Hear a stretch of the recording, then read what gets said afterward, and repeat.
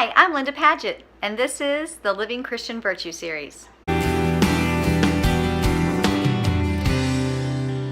Okay, today's virtue is deference, and the opposite of deference is rudeness. Now, if you're like me, the word deference is not something that's in my vocabulary on a regular basis. So I have a definition that I want to read to you so you'll understand what we're talking about here. Deference is it's limiting my freedom in order to not offend the tastes of those to whom God has called me to serve. So limiting my freedom so I don't offend somebody who God has put in my life to serve or to love, right? So this is an interesting virtue, and it's one that we need to make sure we remember is a virtue, because I think there's an epidemic of rudeness that has taken over our society, especially in this country. In America, we feel like we have the right, the freedom of speech to say what we want, to do and behave in a way that we feel like we want to do. No one should be able to limit my freedom. That I have the freedom to do and say what I want, and that should not be limited. But in the area of virtue, if we are Christians and we want to grow in virtue, that is an area that we need to be careful that we do not overuse that right that we think we have just because we're Americans, just because we're free, just because we are, we have some great opinions, right? Now, but as Christians, we have the responsibility to love other people. We have a responsibility to protect and care for other people near us. And that means that we can't just go around shooting our truths wherever we want to shoot it and say what we want to say with no care of how the people who are going to hear those things are going to respond to them. The fact is, our freedoms should not hurt somebody else. We may have the freedom to say something, but whether or not we should say that or how we say that is significant.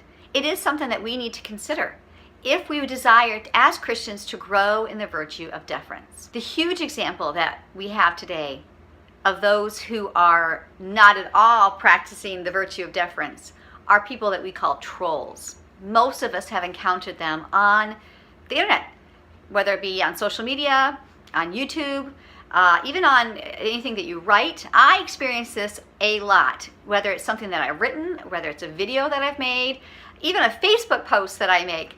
It is amazing at how people feel like they have the freedom to say whatever they want to say. So how do we grow in the virtue of deference?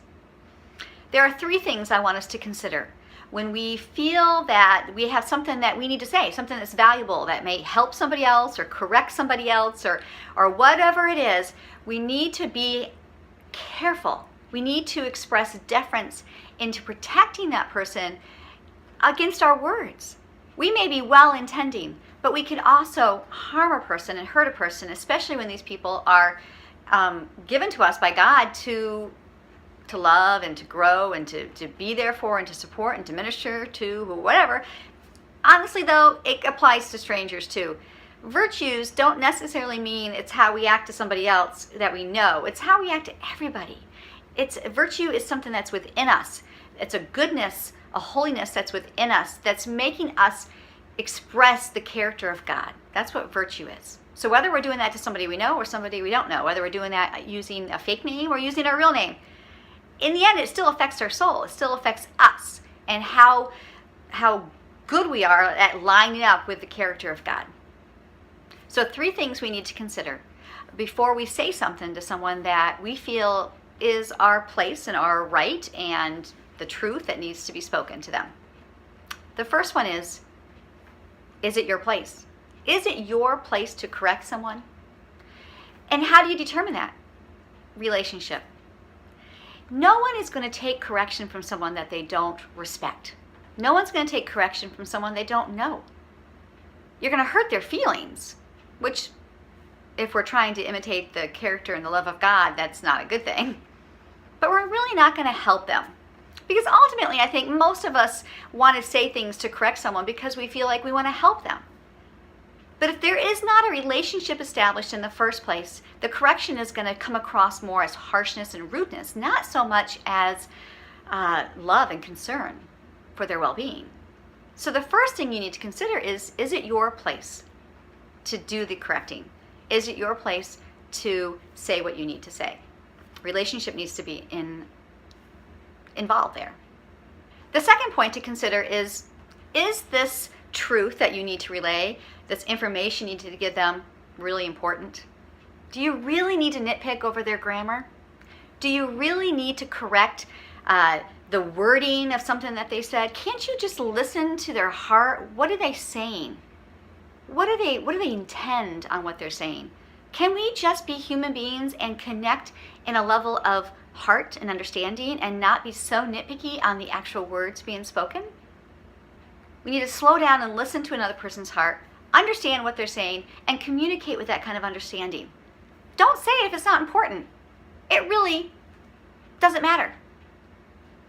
And then the third point that we need to consider before we say something to someone is, how do we say it? There is a correct way and an incorrect way to say something. Rudeness describes the incorrect way. We can be so just in their face, pointed, we feel like this is an important thing, we need to say it. Even if it is a super important thing that really needs to be said, that maybe for their own spiritual health and their own spiritual life that you need to say this, but there's still appropriate ways to say it. There is a correct way and a rude way of saying the truth that needs to be said. So how do we say it? How can I word this? If you need to say something on somebody, they wrote something on Facebook that you feel is wrong or needs to be corrected, how do you say that? Should you say it right there on their Facebook post, or how about sending them a private message?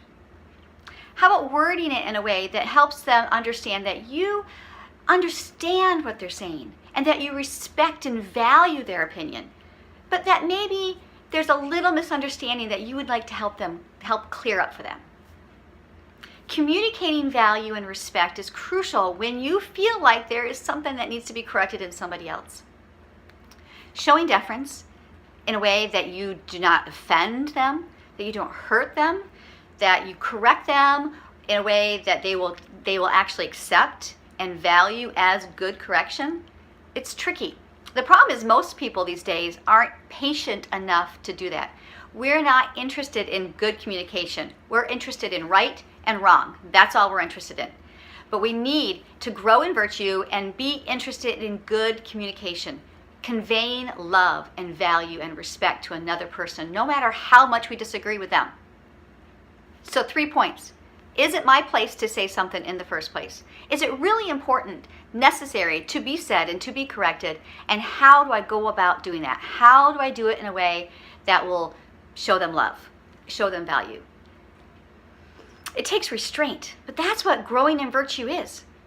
Everything we do, every virtue that we talk about requires restraint, requires discipline, requires a dying to self in order for us to become the holy person that God wants us to be.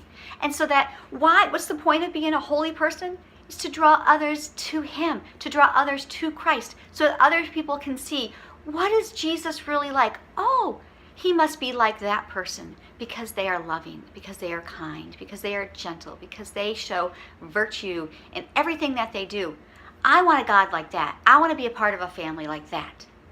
That's why that's why we have the responsibility to grow in virtue and the responsibility to tame those inner, craziness that we have, that we want to say what we want to say, we want to do what we want to do. Show deference, be respectful, show value to another person.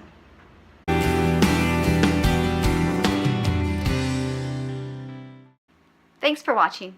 To see more videos like this, or to sign up to receive the follow-up Bible study, please go to my website, linda360.com.